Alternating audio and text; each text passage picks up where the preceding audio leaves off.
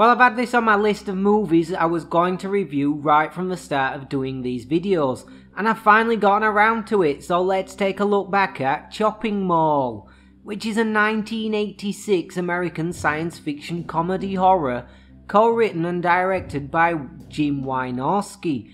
Like Short Circuit on Meth, this is everything you might want in a schlock 80s horror.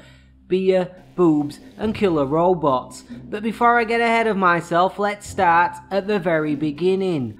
Julie Corman, the wife of Roger Corman, had a one-picture deal with Vestron to make a horror movie in a mall, which seems an incredibly specific deal to have made, but whatever. Jim Wynorski agreed he would write a script with his friend Steve Mitchell if he could also direct, with Wynorski suggesting robots be included, inspired by the 1954 movie Gog and not 1973's Trapped, which he claimed to have never seen.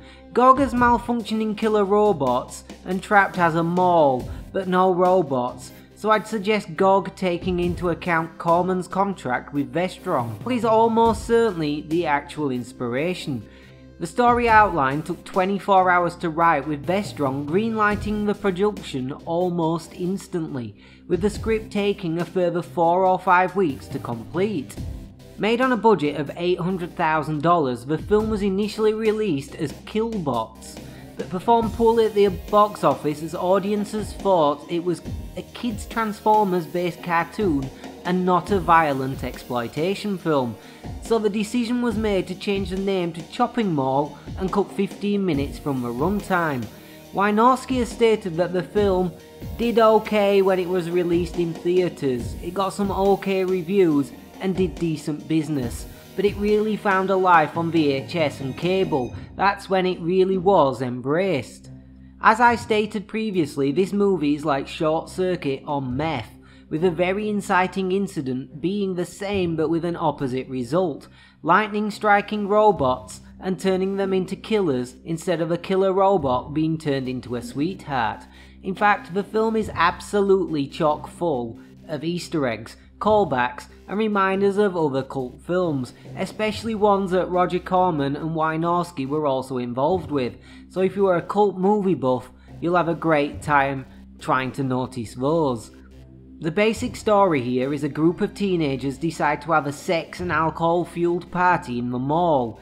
The aforementioned security robots go rogue and start killing them off one by one.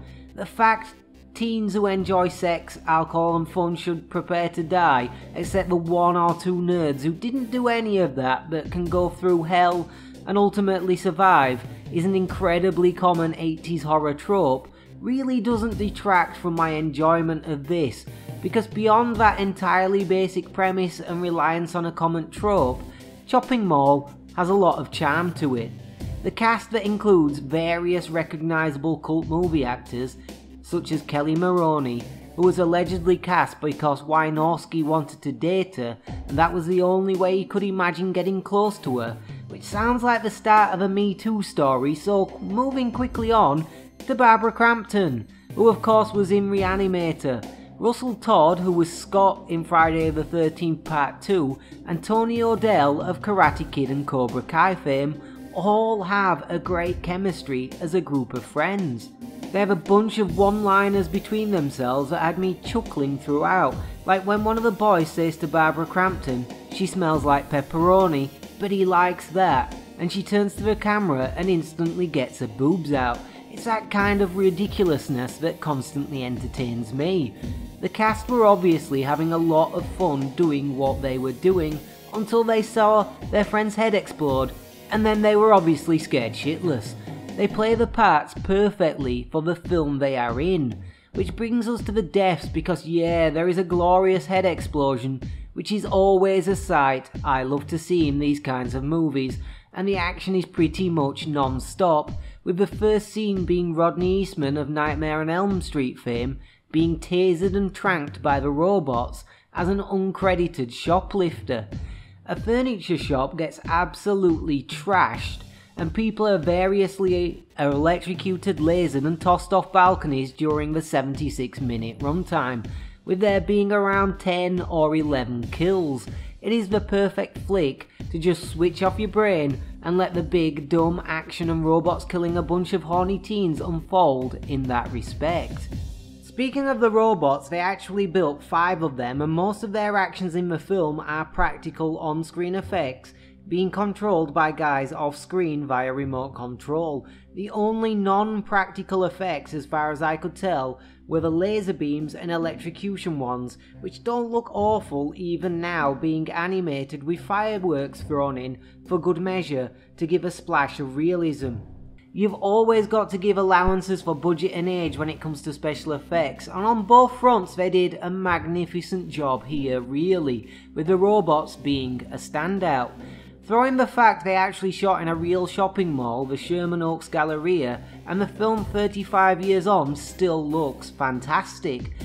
Chopping Mall has a little bit of everything I love in 80s horror: humour, gore, boobies and practical effects. I highly recommend it to anyone who is a fan of any of those things, plus beer and killer robots. It's the perfect just throw it on, chill and bask in the absurdity of it all schlock.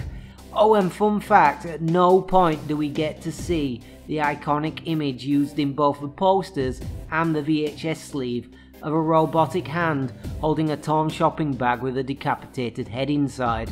Next week I almost give myself alcohol poisoning whilst attempting the Wild Zero drinking game, so like, comment and subscribe if you wanna see that.